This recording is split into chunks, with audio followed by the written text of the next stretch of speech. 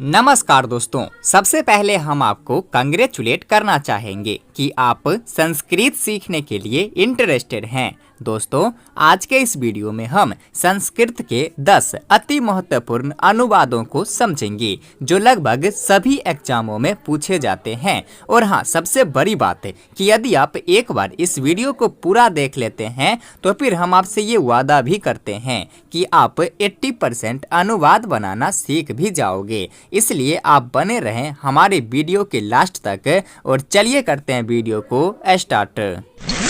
तो हमारा सबसे पहला वाक्य है कि घोड़े सड़क पर दौड़ते हैं। अब इसे अनुवाद कैसे करना है, बिल्कुल सरल तरीके से ये समझिए। सबसे पहले हमें देखना है कि इन सभी शब्दों में कौन कौन से शब्दों के साथ कौन कौन से कारक चिन्ह लगा हुआ है। तो देखिए, इसमें सबसे पहला शब्द है घोड़े और इसके साथ कोई कारक चिन्ह नहीं लगा हुआ है। जब कोई कारक चिन्ह नहीं लगा रहता है तो यहाँ पर ने कारक चिन्ह छुपा रहता है। ने कारक चिन्ह कहाँ आता है? तो कर्ता कारक में। और कर्ता कारक में कौन सी विभक्ति? तो प्रथमा विभक्ति होती है। यानी कि अब इस घोड़ा शब्द में हम प्रथमा विभक्ति लगाएंगे। तो घोड़ा को हम संस्कृत में अश्व कहते हैं और यहाँ घोड़े लिखा हुआ है यानी कि बहुवचन में, तो अश्व का हम बहुवचन करेंगे तो हो जाएगा आश्वाह। घोड़े के लिए लिखेंगे आश्वाह। सड़क पर, यहाँ सड़क के साथ पर कारक चिन्ह है और ये पर कारक चिन्ह कहाँ आता है? तो सप्तमी विभक्ति में आता है यानी कि अधिकरण कारक में आता है, में या फिर पर कारक चिन्ह। तो यहाँ पर कारक चिन्ह है यानी कि सड़क में हम सप्तमी विभक्ति लगाएंगे। तो सड़क को संस्कृत में क्या कहते हैं? मार्ग। इसमें सप्तमी विभक्ति लगाएंगे तो हो जाएगा मार्गे। एक वचन में ही लिखेंगे क्योंकि एक सड़क पर एक सड़क की बात हो रही है कि घोड़े सड़क पर दौड़ते हैं, यानी कि एक ही सड़क पर बहुत सारे घोड़े दौड़ रहे हैं।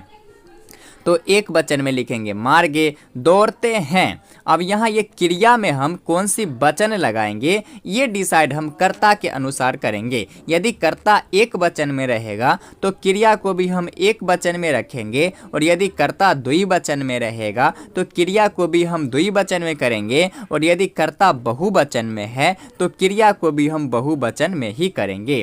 तो यहाँ घोड़े ये बहुवचन में है और यहाँ दौड़ते हैं यानी कि दौड़ना क्रिया है तो इसे भी हम बहुवचन में ही करेंगे तो हो जाएगा धावती धावतः धावन्ति।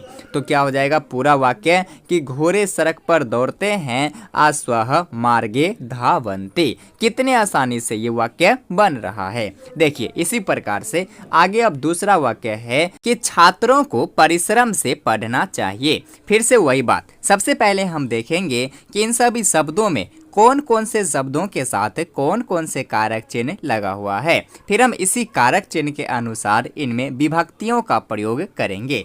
तो देखिए, यहाँ सबसे पहला शब्द है छात्रों और इसके साथ ये को कारक चिन्ह लगा हुआ है। और ये को कारक चिन्ह कहाँ आता है? तो प्रथमा होता है कर्ता ने, द्वितीय होता है कर्म को, यानी कि छात्रों शब्द में द्वितीय विभक्ति लगना चाहिए। लेकिन दोस्तों वाक्य समझिए, कहता है छात्रों को परिश्रम से पढ़ना चाहिए। किसको? तो छात्रों को, यानी कि छात्रों को पढ़ना चाहिए। छात्र पढ़ेगा यानी कि ये छात्र जो है कर्ता कारक के रूप में यहाँ पर प्रयोग किया गया है। तो इसमें हम द्वितीय विभक्ति ना लगाकर इसे कर्ता कारक मानते हुए प्रथमा विभक्ति लगाएंगे।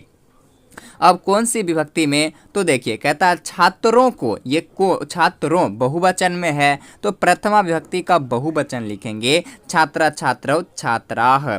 छात्रों को परिश्रम से पढ़ना चाहिए। वाक्य से ही पता चल रहा है किसको पढ़ना चाहिए? तो छात्रों को, यानी कि छात्रों का प्रयोग यहाँ कर्ता कारक के रूप में किया गया है। तो हो जाएगा छात्राः परिश्रम से पढ़ना चाहिए, यानी कि परिश्रम के द्वारा। और से या फिर द्वारा कहाँ आता है? तो तृतीया विभक्ति करण कारक में, यानी कि अब इस परिश्रम शब्द में हम तृतीया विभक्ति लगाएंगे क्योंकि यहाँ से कारक चिन्ह है और ये से कारक चिन्ह कहाँ आता है? तो तृतीया विभक्ति में करण कारक से या फिर द्वारा। तो हो जाएगा परिश्रमेन पढ़ना चाहिए। विधिलिंग लकार चाहिए अर्थ, यानी कि चाहिए जब क्रिया के साथ चाहिए जुड़ा होता है तो वहाँ पर हम कौन सा लकार लगाते हैं? तो विधिलिंग लकार। तो हो जाएगा पठेत पठेताम पठेयुः।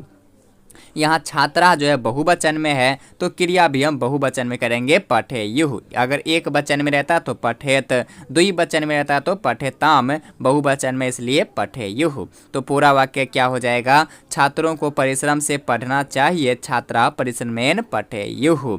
चलिए इसी प्रकार से अब तीसरा वाक्य है कि दिनेश कान से बहरा है।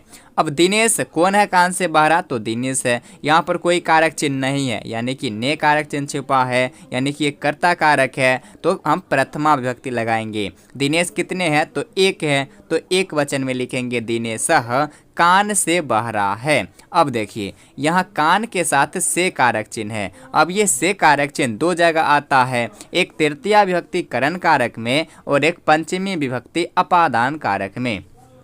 यानी कि अब इस कान शब्द में या तो तृतीया विभक्ति लगेगा या फिर पंचमी विभक्ति लगेगा। चलिए इसे भी हम कन्फर्म करते हैं। आपको सिंपल सा फंडा याद रखना है। देखिए वाक्य कहता है दिनेश कान से बहरा है। ये कान क्या है, तो शारीरिक अंग है, शरीर का कोई अंग है और यह कान से बहरा है यानी कि कान खराब हो गया है। जब शरीर का कोई अंग खराब हो जाए, वाक्य में जब शरीर का कोई अंग खराब होने की बात हो तो उसमें हमें तृतीया विभक्ति लगाना है। जैसे दिनेश कान से बहरा है, दिनेश कान से कान्हा है, दिनेश आँख से कान्हा है, दिनेश पैर से लंगड़ा है, दिनेश पीठ से कुब्बर है। इस तरह से अगर शारीरिक अंगों में कोई विकार दिखे तो वहाँ पर हमें तृतीया विभक्ति लगाना है। तो यहाँ वाक्य है कि दिनेश कान से बहरा है यानी कि शारीरिक अंग कान में विकार है, तो इस कान शब्द के साथ हम तृतीया विभक्ति लगाएंगे।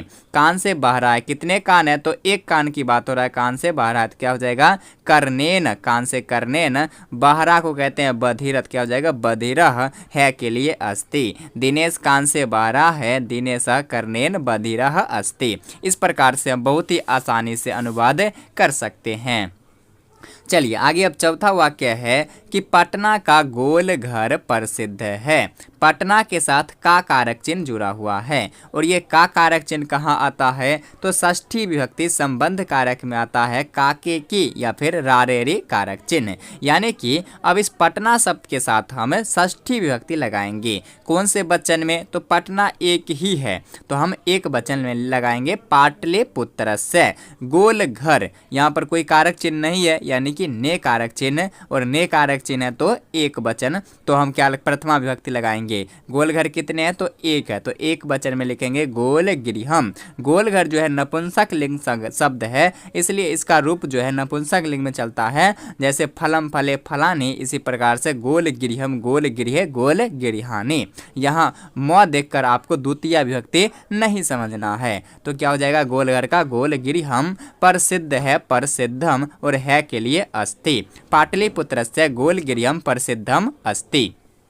चलिए इसी प्रकार से आगे अब पांचवा वाक्य है कि कर्म से सफलता मिलती है। अब यहाँ भी कर्म के साथ से कारक चिन्ह जुड़ा हुआ है, यानी कि अब यहाँ भी कर्म में या तो तृतीया विभक्ति लगेगा या फिर पंचमी विभक्ति लगेगा। तो देखिए इसे भी हम कंफर्म करते हैं। जब ये से कारक चिन्ह एक दूसरे को अलग करे तो वहाँ पर हमें पंचमी विभक्ति लगाना है। जब एक दूसरे को अलग करे तो पंचमी विभक्ति लगाएंगे और एक दूसरे को जोड़े तो वहाँ पर हम तृतीया विभक्ति लगाएंगे।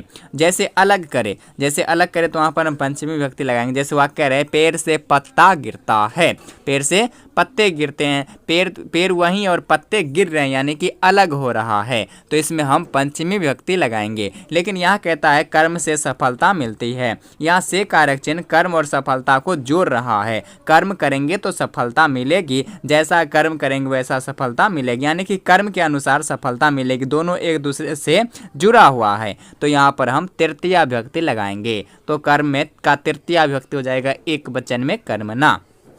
सफलता साफल्यम मिलती है लभते या फिर प्राप्नोति भी हम लिख सकते हैं। कर्म से सफलता प्राप्त होती है या फिर मिलती है, तो कर्मणा साफल्यम लभते या फिर प्राप्नोति। चलिए आगे देखिए, कहता है वृक्ष से पत्ते गिरते हैं। यहाँ से कारक चिन्ह एक दूसरे को अलग कर रहा है। वृक्ष से पत्ते गिरते हैं, वृक्ष वहीं और पत्ते गिर रहे हैं, अलग हो रहे हैं, तो यहाँ हम वृक्ष शब्द में पंचमी विभक्ति लगाएंगे। तो क्या हो जाएगा वृक्षात पत्ते, पत्ता नहीं पत्ते, ये बहुवचन में है तो पत्रम पत्रे पत्रानी बहुवचन में करेंगे। जब पत्ते बहुवचन में है तो यहाँ गिरना क्रिया भी हम बहुवचन में लिखेंगे, पतति पतता पतंती। वृक्ष से पत्ते गिरते हैं, वृक्षात पत्रानी पतंती। चलिए आगे अब 7वां वाक्य है कि सदा सत्य की जीत होती है। सदा के अव्यय शब्द सदा लिखेंगे। सत्य की, सत्य के साथ की कारक चिन्ह लगा हुआ है। की कारक चिन्ह यानी कि षष्ठी विभक्ति लगाएंगे, क्योंकि काके की या फिर रारे री कारक चिन्ह संबंध कारक में आता है और संबंध कारक में हम षष्ठी विभक्ति लगाते हैं। तो सत्य का क्या हो जाएगा, षष्ठी विभक्ति एक वचन सत्य से। जीत होती है, जीत के लिए जीतम, होती है भवती, भू मतलब होना, इसमें तिंग प्रत्यय लगाएंगे तो भवती भवत भवंती। सदा सत्य की जीत होती है, सदा सत्य से जीतम भवती। इसी प्रकार से आगे अब 8वां वाक्य है, हम लोगों ने रामायण पढ़ा। हम लोगों ने बहुवचन में है तो अहम आबाम वयम, क्या लिखेंगे, वयम ने रामायण, रामायण को, यहाँ क्या को कारक चिन्ह छुपा हुआ है और को कारक चिन्ह यानी कि कर्म कारक, तो यहाँ पर द्वितीय विभक्ति लगाएंगे रामायण में, क्या हो जाएगा रामायणम। वयम रामायणम पढ़ा, भूतकालिक क्रिया है लंग लकार, तो क्या लिखेंगे अपठन, या फिर प्रत्यय से बनाएंगे कतवतु प्रत्यय जोड़ देंगे तो क्या हो जाएगा पठेत बान। हम लोगों ने रामायण पढ़ा, वयम रामायणम अपठत, अपठन या फिर पठेत बान। तो दोस्तों ये था हमारा आज का वीडियो टॉप 10 संस्कृत अनुवाद का। बाकी ये वीडियो आपको कैसी लगी अपनी राय जरूर कमेंट करें, और अब ये वीडियो देखने के बाद अब आपको कितने % अनुवाद समझ में आ गया ये बात आप हमें कमेंट बॉक्स में लिखकर जरूर बताएं। तब तक के लिए धन्यवाद।